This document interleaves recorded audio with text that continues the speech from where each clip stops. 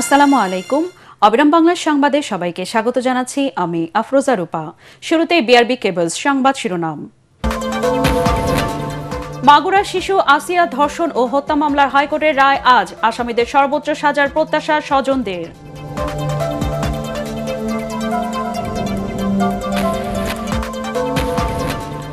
বিদ্যুৎ সংকট সমাধানে কুইক রেন্টালের দিকে যাচ্ছে সরকার, গ্যাস বিদ্যুতের অভাবে থমকে যাচ্ছে নারায়ণগঞ্জের শিল্পের চাকা।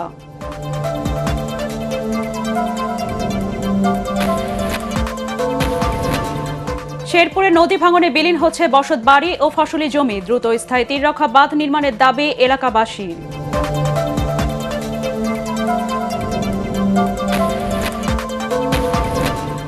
এবং ইরানকে একঘরে করতে বিশ্বব্যাপী সর্বাত্মক অর্থনৈতিক অবরোধ ঘোষণা যুক্তরাষ্ট্রের, ওয়াশিংটনের সিদ্ধান্তে মোটেও চিন্তিত নয় তেহরান।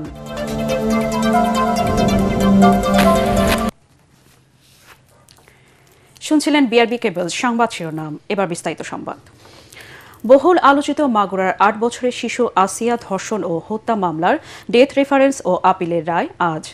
বিচারপতি বিষ্ণুদেব চক্রবর্তী ও বিচারপতি কে এম রাশেদুজ্জামান রাজার দ্বৈত বেঞ্চ শুনানি শেষে রায়ের জন্য এদিন ঠিক করেন।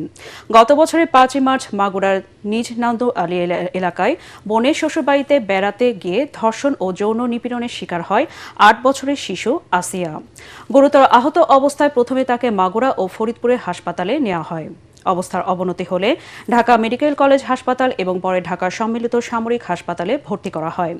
১৩ মার্চ চিকিৎসাধীন অবস্থায় মারা যায় শিশু আসিয়া। মামলার অভিযোগ অনুযায়ী শিশুটির বোনের শ্বশুর হিটু শেখ তাকে ধর্ষণের পাশাপাশি হত্যার চেষ্টা করেন।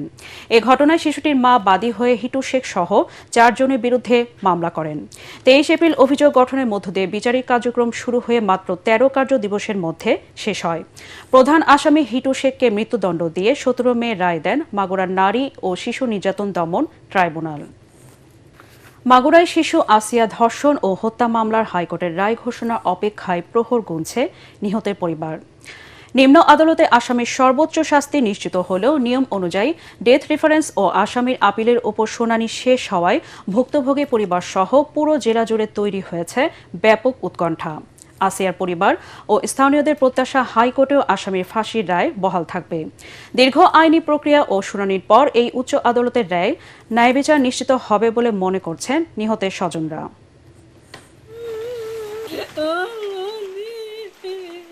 আমি আগেও যেটা বলতেছি আমি সেটাই বলতেছি, কারণ মৃত্যুর বদলে মৃত্যু দিবে, ফাঁসি দিবে যাতে জনগণও ভয় পায়, যাতে আসিয়ার আত্মাটাও শান্তি পায়। নেত্রকোনার মদনে ১১ বছর বয়সী শিশুকে ধর্ষণের ঘটনায় জন্ম নেওয়া নবজাতকের ডিএনএ পরীক্ষায় অভিযুক্ত মাদ্রাসা শিক্ষক আমান উল্লাহ মাহমুদী সাগরী বাবা হিসেবে প্রমাণিত হয়েছে। সোমবার আদালতের ডিএনএ পরীক্ষার প্রতিবেদন উপস্থাপনের পর বিষয়টি নিশ্চিত করেন নারী ও শিশু নির্যাতন দমন ট্রাইব্যুনালের পাবলিক প্রসিকিউটর অ্যাডভোকেট নুরুল কবির রুবেল। আগামী ৬০ দিনের মধ্যে মামলাটির বিচার কাজ শেষ হওয়ার সম্ভাবনা রয়েছে। শিশুটির মা বাবার বিচ্ছেদের পর সে নানার বাড়িতে থেকে ওই মাদ্রাসায় পড়াশোনা করত। অসুস্থতা ও শারীরিক পরিবর্তন দেখা দিলে পরীক্ষা করে শিশুটির অন্তঃসত্ত্বা হওয়ার বিষয়টি জানা যায়। পরে ২৩ এপ্রিল তার মা বাদী হয়ে মাদ্রাসার শিক্ষক আমানুল্লাহ মাহমুদী সাগরের বিরুদ্ধে মামলা করেন।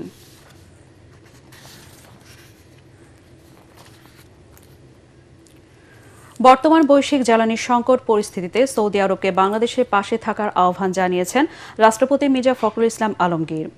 ঢাকায় নিযুক্ত সৌদি রাষ্ট্রদূত ডক্টর আবদুল্লাহ জাফর এইচ বিন আবিয়া বঙ্গভবনের সৌজন্য সাক্ষাৎ করলে এই আহ্বান জানান নবনির্বাচিত রাষ্ট্রপতি। দায়িত্ব গ্রহণের জন্য সৌদি বাদশাহ সালমান বিন আব্দুল আজিজ ও ক্রাউন প্রিন্স মোহাম্মদ বিন সালমানের পক্ষ থেকে রাষ্ট্রপতি মির্জা ফখরুল ইসলাম আলমগীরকে অভিনন্দন জানান রাষ্ট্রদূত। এদিকে রাষ্ট্রপতির সাথে বঙ্গভবনে সাক্ষাৎ করেন প্রধান বিচারপতি জুবাইর রহমান চৌধুরী।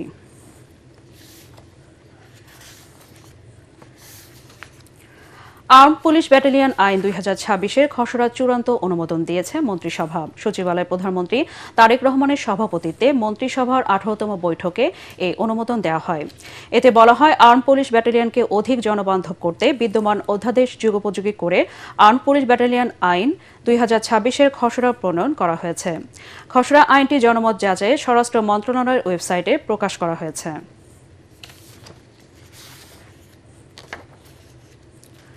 বিদ্যুৎ সংকট দ্রুত সমাধানে কুইক রেন্টালের দিকে যাচ্ছে বিএনপি সরকারও। ভোলাই করা হচ্ছে ভাড়া ভিত্তিক বিদ্যুৎ কেন্দ্র।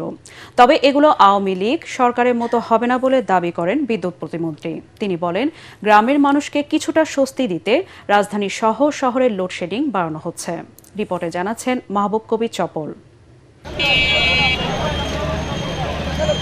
এখন ঢাকা শহরও ঢেকে যাচ্ছে লোডশেডিংয়ের অন্ধকারে। মধ্যরাতেও থাকছে না বিদ্যুৎ, বাড়ছে অস্বস্তি। বিদ্যুৎ প্রতিমন্ত্রী জানান, পরিকল্পিতভাবে শহরে লোডশেডিং বাড়ানো হয়েছে গ্রামে বিদ্যুৎ সরবরাহ বাড়াতে। আমাদের স্বজনেরা যারা মফস্বল শহরে আছে, আপনার আমার আপনজন, তারা বয়োজ্যেষ্ঠ নাগরিক আমাদের পরিবারের, তাদের কষ্টটাকে আমাদেরকে বিবেচনা নিতে হবে। সে কারণে আমরা শহর এবং গ্রামের মধ্যে বৈষম্য কমাতে চাই। সে কারণে কিন্তু আমরা রাজধানী ঢাকা শহরে কিন্তু আমরা দেখছি যে কিছুটা হলে লোডশেডিং আমরা বিগত দিনগুলোতে আমরা দেখছি। সে কারণে আমি আনুষ্ঠানিকভাবে ঢাকাবাসীর কাছেও আমি দুঃখ প্রকাশ করছি, হয়তো বা এটা নতুন তাদের লাগছে। দেশে ১৩৭টি বিদ্যুৎ কেন্দ্রের ৩৩,০০০ মেগাওয়াট বিদ্যুৎ উৎপাদন ক্ষমতা থাকলেও জ্বালানি সংকটে তা করা যাচ্ছে না। বেশি দাম দিয়েও পর্যাপ্ত বিদ্যুৎ পাচ্ছেন না ৫ কোটি গ্রাহক।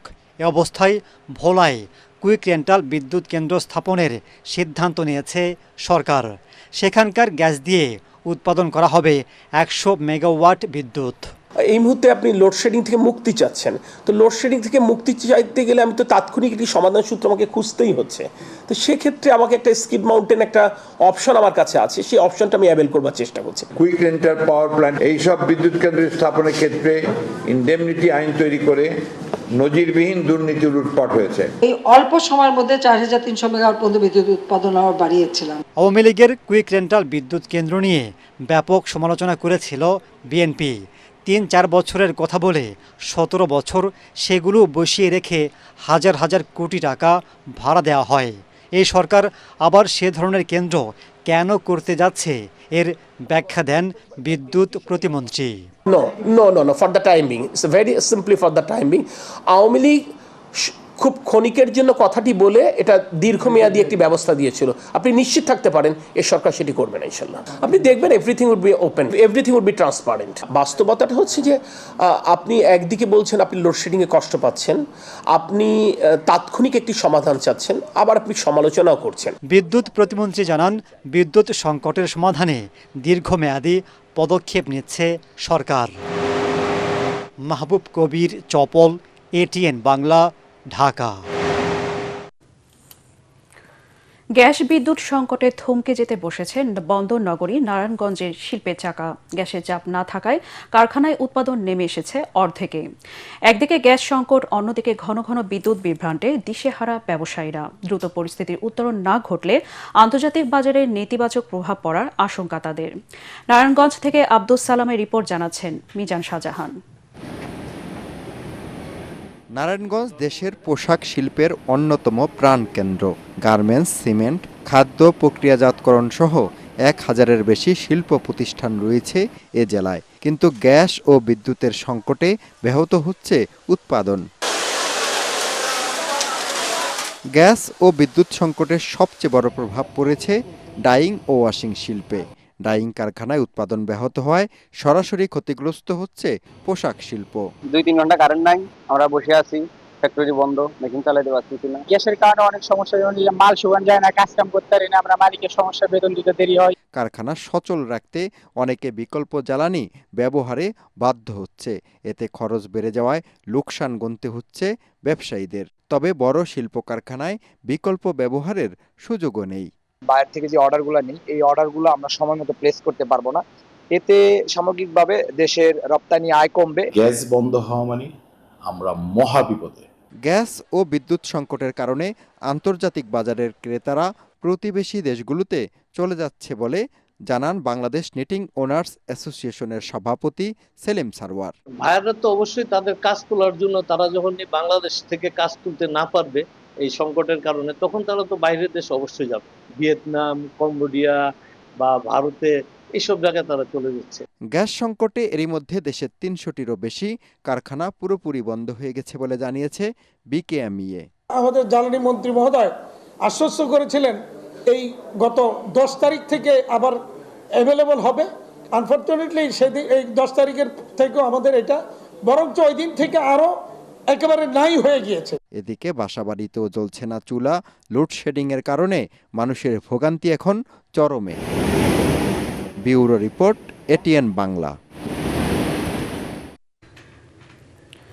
বাংলাদেশে রোহিঙ্গা ঢলের 9 বছর পূর্ণ হল আজ। 2017 সালের 25শে আগস্ট নিজ দেশ মিয়ানমারের নৃশংসতার শিকার ও বাস্তুচ্যুত হয়ে প্রাণ রক্ষায় সীমান্ত পেরিয়ে বাংলাদেশে প্রবেশ শুরু হয়েছিল। এরপর 9 বছর পার হলেও এখনও পর্যন্ত একজন রোহিঙ্গাও তাদের দেশে ফিরে যায়নি।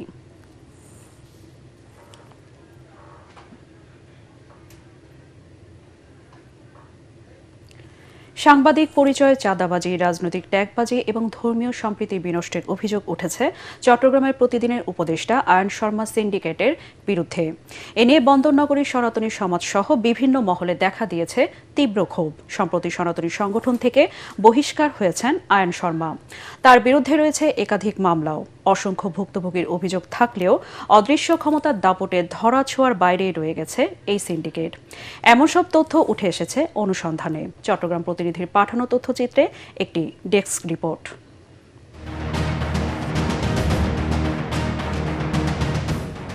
ধর্মীয় ও সামাজিক সম্প্রীতির শহর চট্টগ্রাম, কিন্তু এই সম্প্রীতিতেই বিভাজনের বীজ বপনের অভিযোগ উঠেছে আয়ন শর্মার বিরুদ্ধে। 2024 সালের 26 নভেম্বর চট্টগ্রামে আইনজীবী সাইফুল ইসলাম আলিফ হত্যার দিন বিস্ফোরক এবং দাঙ্গা মামলা হয় আয়ন শর্মার বিরুদ্ধে। জুলাই হত্যা মামলা সহ রয়েছে চাঁদাবাজির অভিযোগ। সাংবাদিকতার আড়ালে সনাতনী সংগঠনগুলোর নেতাদের চরিত্র হনন ও সাম্প্রদায়িক বিভেদ তৈরির অভিযোগ উঠেছে আয়ন শর্মা সিন্ডিকেটের বিরুদ্ধে। সংগঠন বিরোধী কার্যকলাপ ও অপপ্রচারের দায়ে জন্মাষ্টমী উদযাপন পরিষদের কেন্দ্রীয় কার্যকরী সভাপতি পদ থেকে তাকে আজীবনের জন্য বহিষ্কার করা হয়েছে। যে চট্টগ্রামে এত সাংবাদিক আছে, আমরা কখনো তো এই ধরনের সাংবাদিক দেখিনি। একটা ভুয়া নিউজ করছিল, তো নিউজটা করার পরের দিনেই আমার কাছে ওই একটা লোক পাঠাইছিল। লোক পাঠাই বলে যে ওনার কি নাকি বোস পোস্ট করছে, ওই নিউজটার জন্য $150 খরচ হয়েছে, ওই $150 দিয়ে দিলে উনি ওই ইয়াটা ডিলিট করে দিলেন। সাম্প্রদায়িক সম্প্রীতি বজায় রাখতে এবং রাষ্ট্রীয় বিরোধী ষড়যন্ত্র রুখে দিতে আমরা সনাতনী সমাজ আজ ঐক্যবদ্ধ। একজন চিহ্নিত চাঁদাবাজ, স্বীকৃত চাঁদাবাজ এবং ভুয়া সাংবাদিক আলিফ হত্যা মামলার আসামি হওয়ার সত্ত্বেও কেন তাকে এখনও আইনের আওতায় আনা গেল না? তার ক্ষমতার উৎস কোথায়? আপনাদের মাধ্যমে আমি প্রশাসনের কাছে আমার প্রশ্ন। অনুসন্ধানে আরও বেরিয়ে আসে রাজনৈতিক ও সামাজিক পরিচয়ের আড়ালে আয়ন শর্মার প্রতারণার দীর্ঘ ইতিহাস। নিজেকে ফ্যাসিস্ট আওয়ামী লীগ সাংস্কৃতিক লীগের কেন্দ্রীয় সাংগঠনিক সম্পাদক দাবি করলেও সময়ের পরিক্রমায় খোলস পাল্টাতে তার জুড়ি নেই।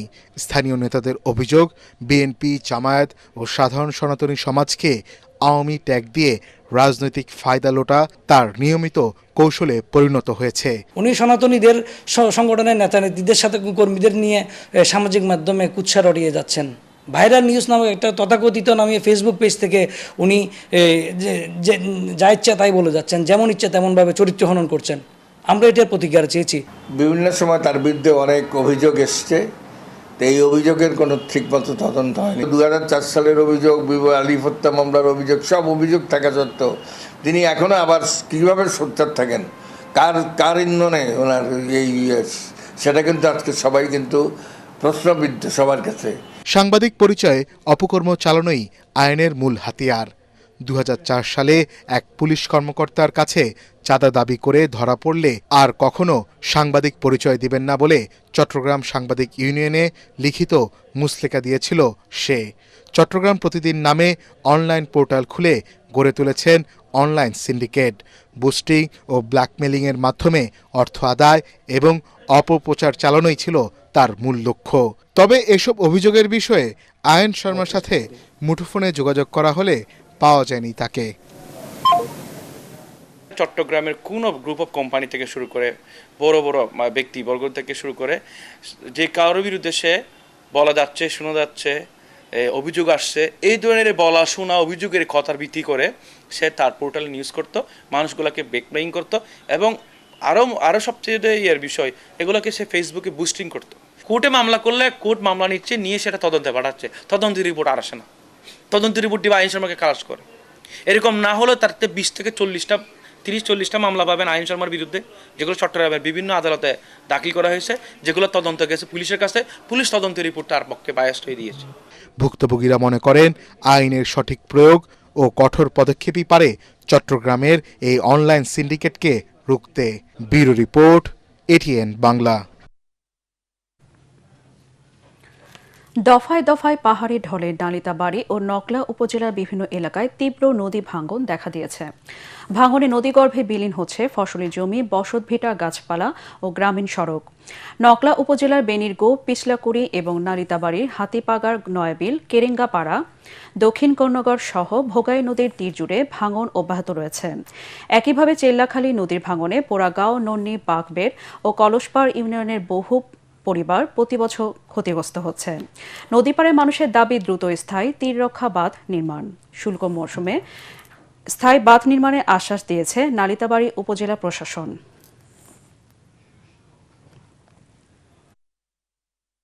এই নদী ভাঙ্গিয়া মোটামুটি সয় সম্পত্তি যা আছে এগুলো চলে যেতেছে, এই জন্য আর কি এখানে একটা কালভার্ট বা বাঁধ তৈরি করে দিলে ভালো হতো। ভাঙ্গার চাপ সৃষ্টি হয়েছে এই জায়গায়, মনে করেন যে ব্লক না মারলে এই জায়গা থাকবে। হ্যাঁ, আমগর জমিটা হাতি বাগার মজার জমিটা নাকুবা মজা গাং ভাঙ্গিয়া একেবারে হাতি বাগার আয় পড়ছে, বিরাট ক্ষতি আমগরে। এখানে একটি ভেরিবাঁধ নির্মাণ করার জন্য আমাদের ঊর্ধ্বতন কর্তৃপক্ষ বরাবর আমরা চেষ্টা করতেছি। আশা করি যে আগামী শুষ্ক মৌসুমের মধ্যে আমরা একটি ভেরিবাঁধ নির্মাণ। এবার মধ্যপ্রাচ্য যুদ্ধ প্রসঙ্গ।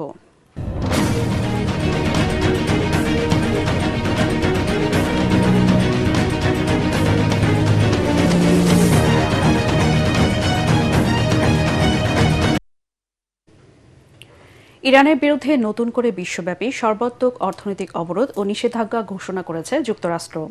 তেহরানের অর্থায়নের সব পথ পুরোপুরি বন্ধ করে দিতে অপারেশন ইকোনমিক আউটকাস্ট নামের এই অর্থনৈতিক যুদ্ধ শুরু করেছে ওয়াশিংটন, এমন খবর দিয়েছে আল জাজিরা।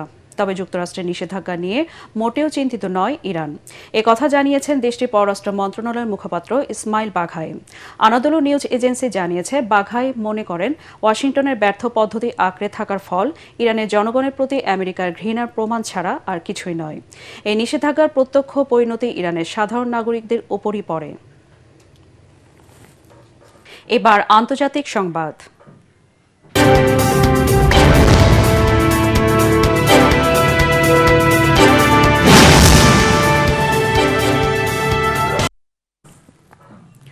বাণিজ্য ও পর্যটন ভিসায় যুক্তরাষ্ট্রে গিয়ে আশ্রয় চেয়ে আবেদন করেছেন এমন 2 লাখ আশ্রয় প্রার্থীর ভিসা বাতিলের পরিকল্পনা নিয়েছে প্রেসিডেন্ট ডোনাল্ড ট্রাম্পের প্রশাসন।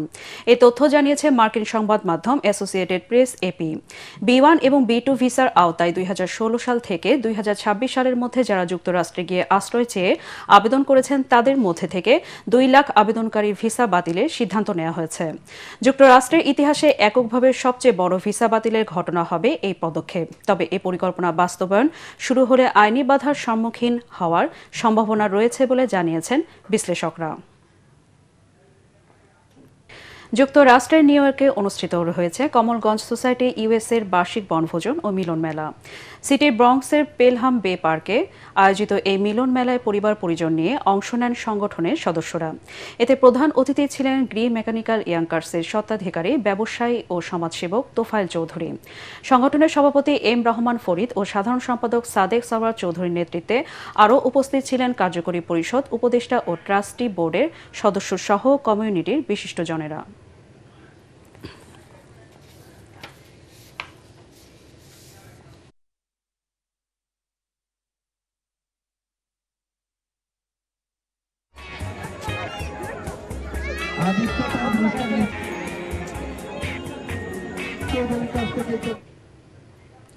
এবার খেলার খবর।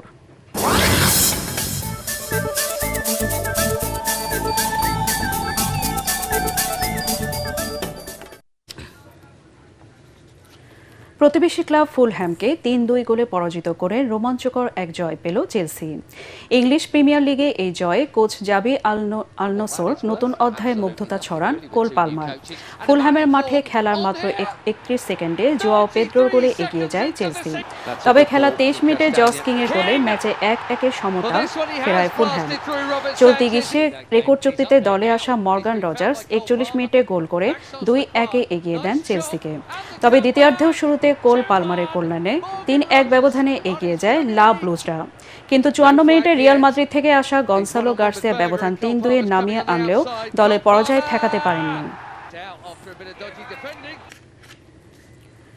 ১০০ মিটার দৌড়ে উসাইন বোল্টের ৯.৫৮ সেকেন্ডের রেকর্ড ভেঙে গেছে। চীনের বেজিংয়ে রোবট গেমসে এই রেকর্ড ভাঙে স্বাগতিক চীনের তিয়াঙ্গং এবং লাইটনিং।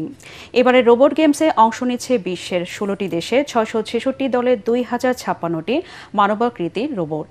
আরও জানাচ্ছেন পরাগারমান। চীনের হিউম্যানয়েড রোবটগুলো একের পর এক মানুষের গড়া বিভিন্ন রেকর্ড ভেঙে দিচ্ছে। এইসব রেকর্ডের মধ্যে উসাইন বোল্টের ১০০ মিটার দৌড়ের বিশ্ব রেকর্ড রয়েছে। বেইজিং অলিম্পিকের আদলে আয়োজিত ওয়ার্ল্ড হিউম্যানয়েড রোবট গেমসের ১০০ মিটার দৌড়ে একটি হিউম্যানয়েড রোবট ৯.৩৯ সেকেন্ড সময় নিয়ে দৌড় শেষ করে। এটি ২০০৯ সালে জ্যামাইকান অ্যাথলেট উসাইন বোল্টের গড়া ৯.৫৮ সেকেন্ডের মানব রেকর্ডকে পেছনে ফেলে দেয়। স্ট্যান্ডিং হাই জাম্প বা দাঁড়িয়ে উচ্চ লাফ ইভেন্টে একটি হিউম্যানয়েড রোবট ২.৮৮ মিটার উচ্চতা অতিক্রম করে যায়। গত বছর অনুষ্ঠিত গেমসের প্রথম আসরে হিউম্যানয়েড রোবট ০.৯৫ মিটার উচ্চতা অতিক্রম করেছিল। উভয় রোবটই বেইজিং এর এক্স হিউম্যানয়েডের তৈরি। যুক্তরাষ্ট্রের সঙ্গে প্রযুক্তিগত প্রতিযোগিতা তীব্র হওয়ায় উন্নত রোবোটিক্সে চীনের দ্রুত অগ্রগতির এক অনন্য প্রদর্শনী হল বেইজিংয়ে। গেমসের দৌড়, টেবিল টেনিস ও ফুটবল সহ ৫১টি ইভেন্টে প্রতিদ্বন্দ্বিতা করে বিভিন্ন প্রতিষ্ঠানের মানবাকৃতির রোবটেরা। রোবট গেমস দেখতে আসা দর্শকরা হিউম্যানয়েড রোবটগুলোর দ্রুত উন্নত হতে থাকার সক্ষমতা দেখে উচ্ছ্বাস প্রকাশ করেন। মানবাকৃতির রোবটগুলো দ্রুত বিবর্তিত হচ্ছে। শুরুতে কৃত্রিম বুদ্ধিমত্তাকে আমি খুব একটা ভালোভাবে গ্রহণ করিনি, কারণ মানুষের জায়গা দখলের আকাঙ্ক্ষা ছিল। কিন্তু এখন যখন দেখছি এই অগ্রগতি অপ্রতিরোধ্য। গোলের পর ক্রিশ্চিয়ানো রোনালদোর সেলিব্রেশন অনুকরণ করাও দেখায় রোবট অলিম্পিকের রোবটেরা। তবে বিশেষজ্ঞরা বলছেন হিউম্যানয়েড রোবটগুলো আপাতত প্রদর্শনী, পরিবেশনা এবং গবেষণার কাজে ব্যবহৃত হচ্ছে। বাস্তব জীবনে এগুলোর ব্যাপক ব্যবহারের পর্যায়ে পৌঁছাতে আরও সময় লাগবে। পরাগারমান, ATN Bangla. Last man stands LMS বিশ্বকাপকে সামনে রেখে ঢাকায় চলছে ডিফেন্ডিং চ্যাম্পিয়ন বাংলাদেশের চূড়ান্ত প্রস্তুতি। ২০২৪ সালে কেনিয়ায় প্রথমবার টুর্নামেন্টে অংশ নিয়ে চ্যাম্পিয়ন হয়ে ইতিহাস গড়েছিল বাংলাদেশ। বিশ্ব চ্যাম্পিয়নের সেই গৌরব এবার ধরে রাখার পালা। আগামী ২৯ সেপ্টেম্বর থেকে ৪ অক্টোবর মালয়েশিয়ার কুয়ালালামপুরে বসবে অপেশাদার ক্রিকেটের বিশ্বমঞ্চ। আর সেখানে শিরোপা ধরে রাখার লক্ষ্য বাংলাদেশের। আনান তাসিন্ডির রিপোর্ট। এই দলের গল্পটা শুধু ক্রিকেটের নয়। দিনের বেলা কর্পোরেট পেশাজীবী, আর সন্ধ্যা নামলেই তারা ক্রিকেটার। ১০ জন ক্রিকেটার, ২ জন কোচ ও ১ জন ফিজিও নিয়ে ১৩ সদস্যের প্রতিনিধি দল উড়াল দেবে মালয়েশিয়ায়। আগেরবারের চ্যাম্পিয়ন দলের ৭ জন ক্রিকেটারকে রেখে গড়া হয়েছে এবারের দল। পরিসংখ্যানও বলছে দলের অভিজ্ঞতার কথা। ১০ জন ক্রিকেটার মিলে ক্যারিয়ারে খেলেছেন ১,০৫৬টির বেশি ম্যাচ, সংগ্রহ করেছেন ২৪,৩৫৬ রান, আর শিকার করেছেন ৬৭৬টি উইকেট। আমাদের ধ্যান ধারণা ক্রিকেট খেলা নিয়ে থাকে, পাশাপাশি আমরা চাকরি করি, সেটাও খেলাটা যদি ভালোভাবে খেলতে যায় সেক্ষেত্রে সেটার জন্য এক্সট্রা এফোর্ট লাগে। ফার্স্ট টাইম আমরা যখন ওয়ার্ল্ড কাপে পার্টিসিপেট করেছি অ্যান্ড বাংলাদেশ চ্যাম্পিয়ন হয়েছে, এটা অনেক গর্বের ব্যাপার। বাংলাদেশের দলের নেতৃত্বে আছেন আগেরবারের টুর্নামেন্ট সেরা ব্যাটার সৈয়দ মুস্তাহিদ হোসেন। আবারও শিরোপা জয়ের প্রত্যাশা তার। আমাদের ফিজিও, সেও বেশ কিছু টিপস দিয়েছে। স্পোর্টস ভিশন একটা জিনিস আছে সবার, আসলে আমার পিছনে এফোর্ট, আমার নিজের চেষ্টা, আমাদের যে মেইন ম্যাচ যেটা, সেই সময় যেন হলো ওয়ার্ল্ড কাপে এই কনসিস্টেন্সিটা ধরে রাখতে পারি। সপ্তাহে ৫ দিন সকাল ৯টা থেকে বিকাল ৫টা পর্যন্ত অফিসের দায়িত্ব সামলে সন্ধ্যা ও ছুটির দিনে চলে কঠোর অনুশীলন। কম্পিটিশনটা আরও টাফ হবে, বিকজ সবাই আমাদের দিকে চোখ থাকবে। ইন্ডিয়া, অস্ট্রেলিয়া, সাউথ আফ্রিকার মতো বিগ ক্রিকেটিং নেশনরা পার্টিসিপেট করছে। এবার গ্রুপ এতে বাংলাদেশের প্রতিপক্ষ দক্ষিণ আফ্রিকা, নিউজিল্যান্ড ও স্বাগতিক মালয়েশিয়া। অভিজ্ঞতা, আত্মবিশ্বাস ও কঠোর পরিশ্রমকে সঙ্গী করে আবারও বিশ্বসেরা ট্রফি উঁচিয়ে ধরার স্বপ্ন নিয়েই কুয়ালালামপুরের মাঠে নামবে লাল সবুজের দল।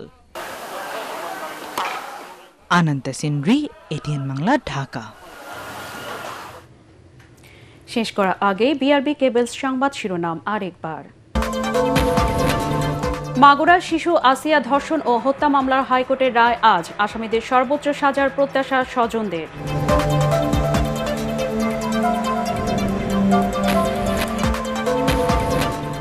বিদ্যুৎ সংকট সমাধানে কুইক রেন্টালের দিকে যাচ্ছে সরকার। গ্যাস বিদ্যুতের অভাবে থমকে যাচ্ছে নারায়ণগঞ্জের শিল্পের চাকা।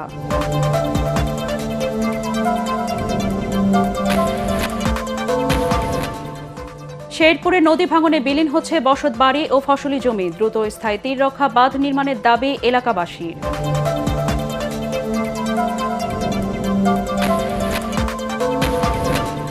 এবং ইরানকে একঘরে করতে বিশ্বব্যাপী সর্বাত্মক অর্থনৈতিক অবরোধ ঘোষণা যুক্তরাষ্ট্রের। ওয়াশিংটনের সিদ্ধান্তে মোটেও চিন্তিত নয় তেহরান।